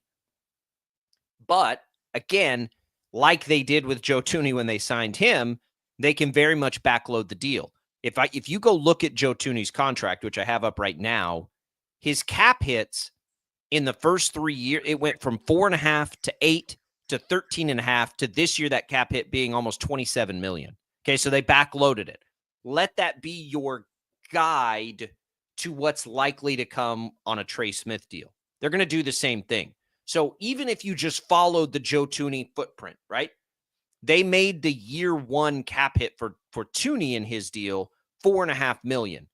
Okay, so even if they make Trey Smith's, let's call it $5 million, and you cleared Joe Thuney's contract, I think, again, my Neanderthal understanding of the cap is it will have created around 11 or 12 million. Okay, that's still not enough to go get Ronnie Stanley. Still not. So they're going to also have to do some other stuff. That begs the question then. Okay, you get everything done with Trey Smith, but you get priced out of Ronnie Stanley. Again, who's slightly worse than Orlando Brown last year. Then what do you do? Now you're stuck a little bit if you're the Chiefs. And this is the risk of trading Joe Thuney. Joe Thuney was your backup plan at left tackle. Like, he was your emergency plan. He was your ripcord if everything was going haywire on you. Which is what we saw last year, and it was a good enough plan to get him to the Super Bowl. So that's where I think the big risk comes, is you can't miss on left tackle now because you just lost your backup plan. If you can't afford Stanley, which is very possible, and it makes me wonder if they've had any, illegal conversations with Ronnie Stanley's people to gauge his interest, right? Like, hey, we might do this. We want to get you here. What will that take? Then what do you do? And I think that's the big risk, right? Because you can't use that money to move up in the draft. You can use that money to, though, fill holes in your roster that you might have envisioned filling through the draft and trading up to take your left tackle. So not a bad option either, by the way. If you use the money to attack some of the positions you foresee having to attack through the draft, and you use the draft capital to move up to take your tackle in the first part of the draft, I think that's another option worth keeping in the back of our head for the Chiefs. I think it depends upon, where we have the top tier left tackles rated out in the draft, right? Like, I know that there are a couple at least to top 10, I think. Yeah, I know that there are a couple that I think are projected, or at least maybe one projected on a lot of the mock drafts. Two, the Texas and the LSU 10. Guy. Yeah, that's right. So if you're gonna go and do that, I get it. I understand the desire, because the long-term play, if it hits, if it works out, is cheaper in the long run because they're going to be on a rookie deal, et cetera, et cetera. So from an investment standpoint, just pure dollars and cents, that's the way that Brett Veach has been able to build his team over the years, is you spend a lot of money on the core guys, and then you have to hit on the draft. And then you supplement those players with guys from the draft. The only downside to that is they haven't gotten offensive line right. They haven't gotten the ends of the offensive line right. They've been bad. The draft. They've been bad. And so I typically have extremely high confidence in Brett Veach's ability to draft well, except on the offensive line. And so that you better make sure that whether it's the Texas guy or the LSU guy, if you're going to trade up into the top 10 to get your left tackle of the future, you better make sure that it is as sure of a thing as it possibly can be. So I'm looking at a couple of mocks. The Missouri guy is also pretty consistently inside the top 15 or the top 12, let's call it. So let's say you've got to move inside the top 12 at minimum, right? You got to get inside the top 12 to get one of those three guys. Of course, the Chiefs' evaluation of these players matters, right? What do they think of them? It doesn't really matter what they mock at, but just to give us some idea, moving up from 31 to 12 is going to be expensive. It's not only going to cost you a first this year, it's probably going to cost you a first next year, right? So at minimum, it's going to be a couple of firsts, and you got to consider that. So but again, like, some of this is going to be out of the Chiefs' control, right? If Ronnie Stanley prices out and you can't get him, you can't get him. You just can't. I mean, that's a possibility for sure. At some point, he's too expensive and you can't afford him. So if you've got to do that, then what is the next best use of the money? So let's pretend that is the path. Ronnie Stanley's too expensive. So your option now is you've got to give up draft capital to move up. Now, what do you attack with the dollars that you saved in the Joe Thuney trade to alleviate what you'd need in the draft? I think you can attack receiver pretty easy. I think you can attack running back probably fine, without, not so you can check, even though Kareem Hunt's gone and all the receivers are gone, I think you can get those done either late in the draft or more likely through free agents that just want to come play with Mahomes. I think you focus that money on, Nick Bolton, on Justin Reed. Yep. You probably focus on Charles Omenihu. You probably try to, and this probably isn't tied directly to the cap space, but you maybe try to get a Trent McDuffie extension going. Like, there are several things that you could attack defensively if you take the direction of, we're going to try to again find our left tackle of the future through the draft and trade up in the first round to do it. I agree. I think the ideal plan would be to be able to get Stanley and just draft a ton of defensive players again, because this is a defensive, by all accounts, a defensive heavy, defensive trenches heavy, talented draft and running back. And then you go that way, right? And then you continue to churn away and you deal with the fact that your defense may have some holes this year and you're going to have to deal with it with young players, but hope by the end of the year that a lot of the young players you will have had to draft really step it up and can do something. So I think you've got two kind of a fork in the road, and Ronnie Stanley's going to be the big catalyst of that. And can they get a deal with him done? They still have to extend Trey Smith to make it happen, and they'll still have to restructure at minimum Mahomes and probably Mahomes and a few others to make it happen. But I think those are the two likely paths for the Chiefs. I don't know which I prefer. If you could guarantee me that they loved one of the left tackles and could move up, I need to think about that, because I got to try to think about a price tag, right? So let's say it cost you this year's first, next year's first, and that fourth they just got from the Bears. If it gets them the tackle that they like the most in a move up this year, would I prefer that over Ronnie Stanley? I would tell you I probably do. I think. Yeah, I do. I do. I'll make that call. I would rather move up and get the young left tackle that you could just count on a cheap deal than spend a bunch of money on a tackle who's worse than Orlando Brown was. The other thing to keep in mind too, and I know I'm oversimplifying, the left tackle play, but it's not like I would think, not like it's super complex and complicated for a left tackle to do what the Chiefs need, because they don't run the ball a ton. So you're not looking at needing an elite run blocker at left tackle. Right. You're looking at pass protection. So whether you're talking the Texas guy, the LSU guy, if you're going to trade up and go first round for a left tackle, how do they grade out in just protecting the blind side of the quarterback? That's what they need. It's not about, we need somebody who can do two different things to protect the run well and the pass well. It's like, literally, we just need you to protect Mahomes, and how well can you do that? And probably it gives you a clearer focus on, they kind of went upside and with Suamataia and all these. You getting one of those SEC left tackles who's had to guard or who's had to block SEC caliber pass rushers is the closest thing you're going to get to whatever you want to call it, a sure thing, right? Like, as close as you're going to get. I know Ohio State has a tackle that gets put up into the first round sometimes. I think I would prefer that over Stanley if you can get it done. But you can't guarantee that it happens before you have to make the decision, right? You could trade to whatever pick you want, but you can't prevent another team from trading ahead of you, right? You can't, it's unpredictable to go that path. That's what we'll see if the Chiefs have the appetite for. All right, we'll come back. Tim Fitzgerald joins the show. It's Sports Daily. Don't go away.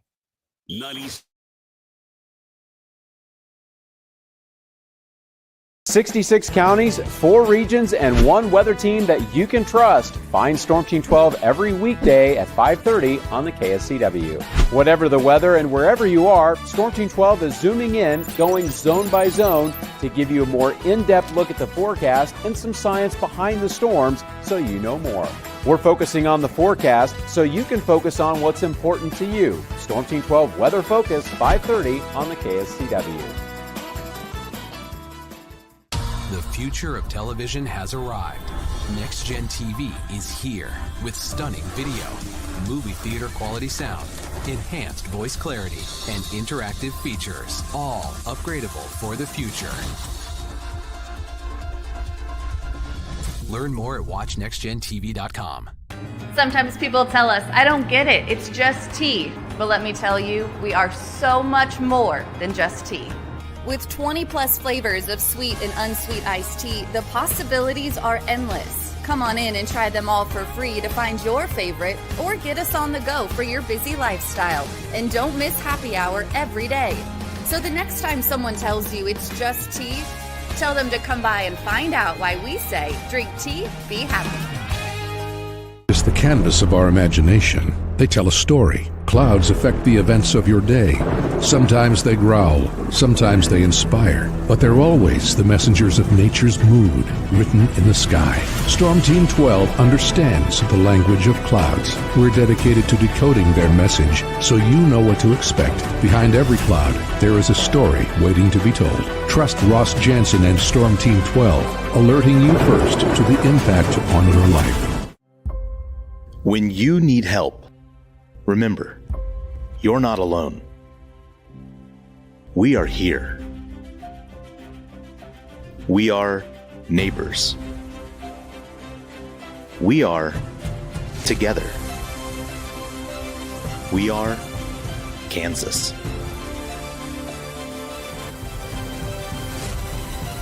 We are 12 News.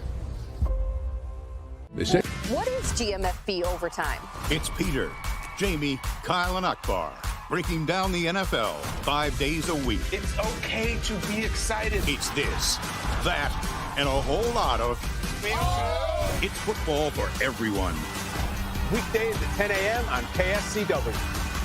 Are following a breaking update. Every day, all day, stream the stories that have you talking near and far. Whoever is behind the wheel of this bus is not stopping. From hundreds of local reporters and meteorologists spanning the country. Chaos here this morning at the UW campus. Search LNL for the all-new Local News Live streaming app. Make yourself known now. 310-01 in traffic pursuit. Oh my God, here. Investigate TV Plus begins with real people. We investigate stories that impact you. And inspire change every day. Something is broken. Real problems. Why are they hiding it? And real solutions. My daughter was dying in front of me. What was your reaction when he said that? Investigate TV Plus, weekdays at 3:30 p.m. on KWCH. Sometimes people tell us, I don't get it, it's just tea. But let me tell you, we are so much more than just tea. With 20 plus flavors of sweet and unsweet iced tea, the possibilities are endless. Come on in and try them all for free to find your favorite, or get us on the go for your busy lifestyle. And don't miss happy hour every day. So the next time someone tells you it's just tea, tell them to come by and find out why we say, drink tea, be happy. Mornings are busy. We're here to make your mornings better. We report the stories that affect you. 3 more hospital lies from contaminated apple juice just a day after the FDA issued a recall. We're here to make your mornings better. Closing east and westbound lanes of K96 for repairs. With 12 News, you're prepared for your whole day. Scattered thunderstorms across the state into the afternoon. Stay a step ahead with 12 News this morning on KWCH and KSCW.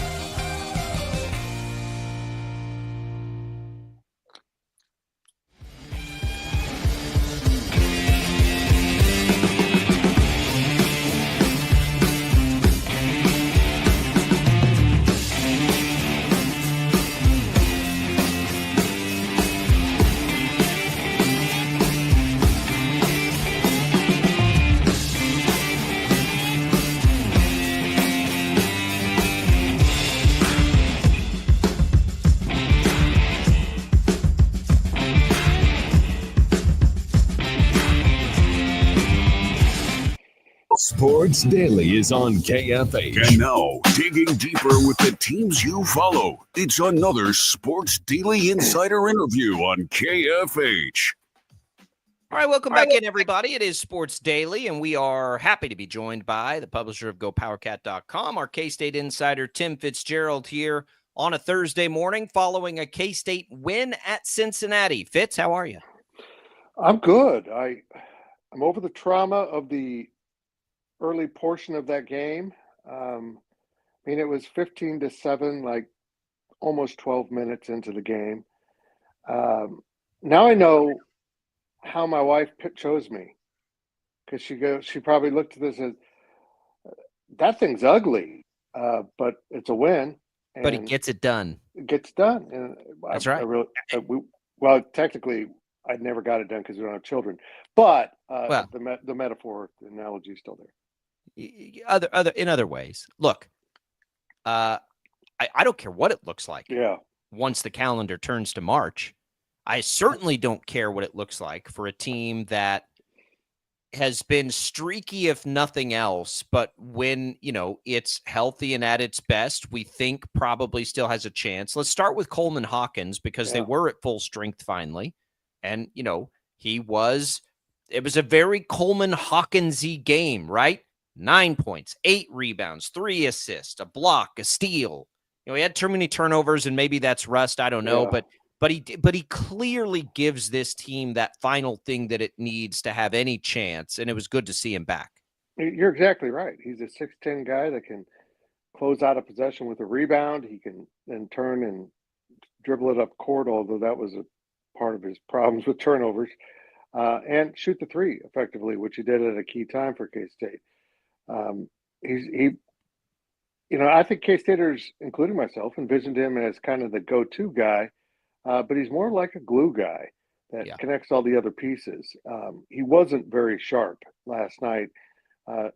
K-State had 12 turnovers, and he had 6 of them. And going back and remembering with the ones I can, they were bad. I mean, get caught in the air and have no place to put the ball.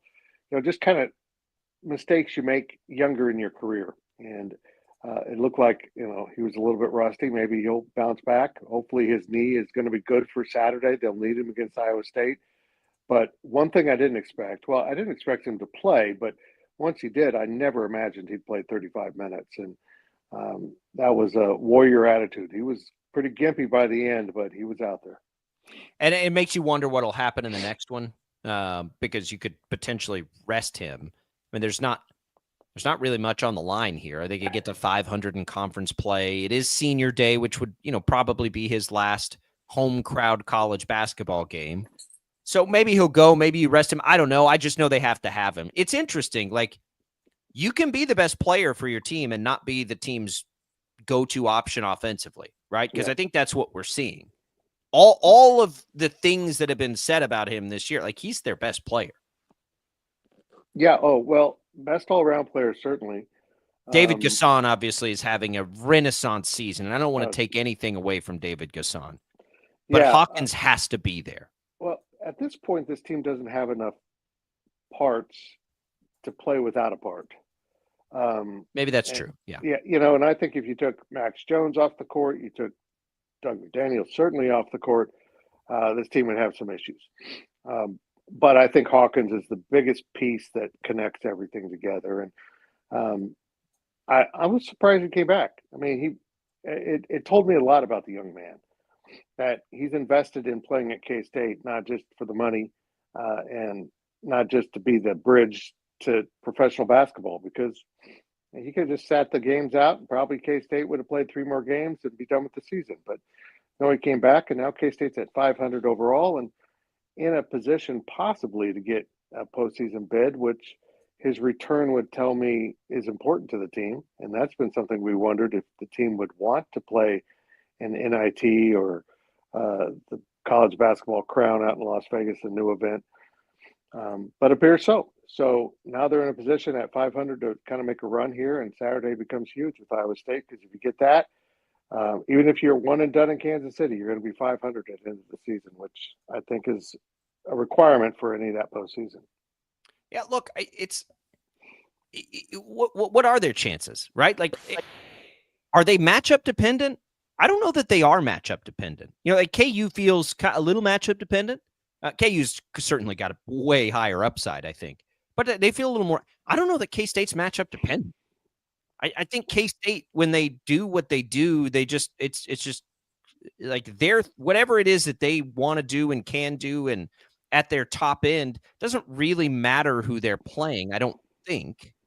I would say that the one thing that gives them problems, and they've solved it against Kansas because they matched Coleman Hawkins up with Hunter Dickinson. Why they don't do that with other teams, I'm not sure. There's a history there between those two coming from the Big Ten. But when they have a dominant shot blocker in the post, David Gasson struggles with that because he's not a true post. I think that impacts them more than anything because it limits his ability to get some of those quick, efficient points around the rim that he does and did last night.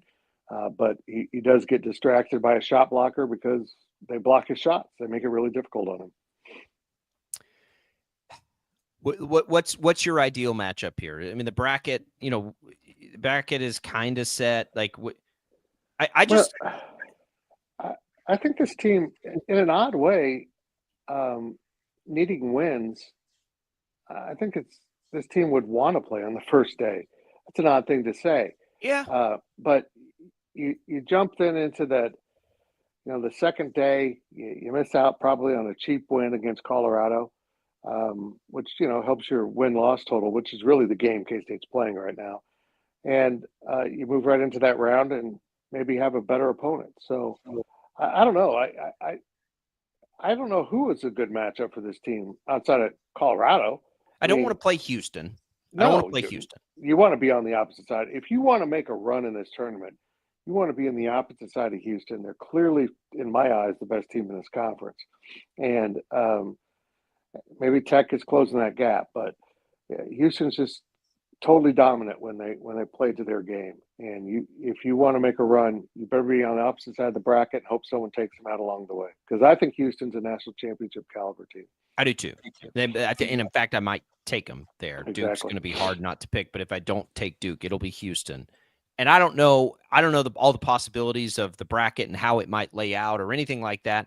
But I would say if I'm K-State, if I'm a K-State fan right now, and I don't think this is possible, but if it is, I'd want Kansas to have the chance to play Houston because they play them well, and then I'd want the piece of Tech or Arizona. Yeah, but I'm not sure outside of Kansas. So if you go outside, like obviously Tech and Arizona, but if you go outside those two teams and you look at everybody else in the conference, at who might be able to knock off Houston and kind of give K-State that chance. I mean, who else can? Maybe Iowa State. I don't think BYU is going to beat Houston. I don't think Baylor's going to beat Houston. I think it's got to be Kansas. Maybe Iowa State. I guess Texas Tech is playing really good basketball, but But you wouldn't have. There's no chance, right? They could have Tech play Houston before they'd play Houston. That's true. I don't think that's very true. That's a good point. But yeah, they're so good. They're just, and it's the defense that leads the way for them, and it was the defense that led the way for K-State. Last night they played really sound defense. They didn't attack them. They didn't have a bunch of steals. They didn't break them down. They didn't press them. What they did was they just kind of stifled them. They always stayed between the offensive player for Cincinnati and the rim as best they could, particularly down the stretch. They made every shot contested. They closed out. They did some very fundamental things there on the defensive end down the stretch that were crucial.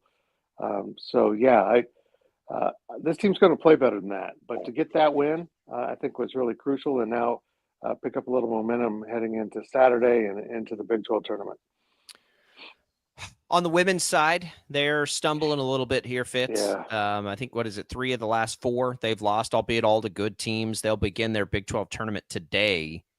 What's going on there? And can they recapture some of that lore that made us think they would have a chance to be like a Final Four caliber team? Well, they got to get Lee back and healthy, and I don't know that that's going to happen. They might get her back, but healthy is the problem. And teams have kind of figured out how they play without her. And I think they've started to circle in on that with different things. And it's a shame. I mean, it's the exact same thing that happened last year.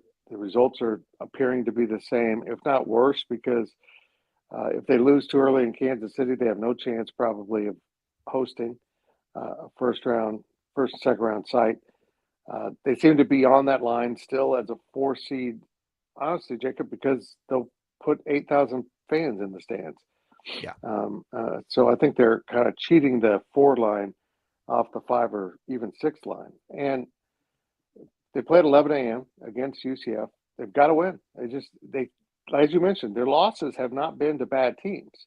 So you need to just continue through this bracket and as far as you can and kind of show something. You might want to beat someone along the way too. So I think these next few days are huge for K-State women.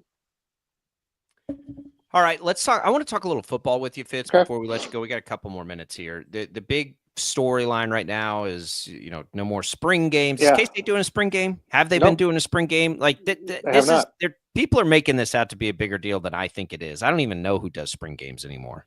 Yeah, no, they have not done a spring game. And Chris Kleiman, one of the reasons I love him much is he, like me, is very opposed to spring games.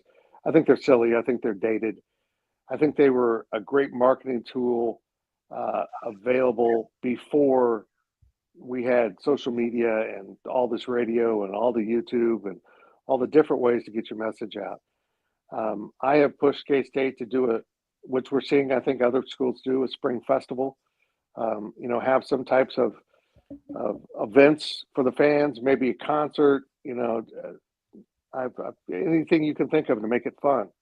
And I don't know if they'll get around to that, but if there's money to be made in it, I think you'll see schools go to it because everyone's going to be squeezing bucks out of this for the revenue sharing, even the big schools, because they're going to keep up with, Ohio State wants to keep up with Georgia and so on. So everyone's going to be squeezing bucks out of everything. And I think spring festivals where you might be able to make money off of fans coming to town might be a really cool thing. I agree. I think that's a great idea. I think fans will get as much out. You probably have even more fans, right? You could make it a big fundraising event, music, skills challenge for the players. Exactly. I don't know. Maybe I'm in the minority, but a spring game has never been that interesting to me. Like it just never has. But it's almost like it's being treated like there's a lot of things changing about college football that would tell you it's all about the money. I just don't think this is that big a deal. Yeah. Spring games are boring. I mean, coaches don't want to show anything. They you get players injured. And, outside of a few big plays, there's not much to cheer about. I want to see the big guys get on a tug of war. I think fans would love that. I'd love to see the quarterbacks do a throwing challenge or anyone else on the roster wants to. I want to know who the fastest guy on this team is at 40 yards or even 100 yards. I want to see those types of things. That would be awfully fun. And then make live music and beer a part of it too. I'm with you, Fitz. All right, gopowercat.com, at Life of Fitz on social. Go find all the latest as we get ready for the postseason. Fitz, appreciate it. Thanks, sir. Good to talk to you. All right, we'll come right back, and we are going to wrap up Sports Daily after this.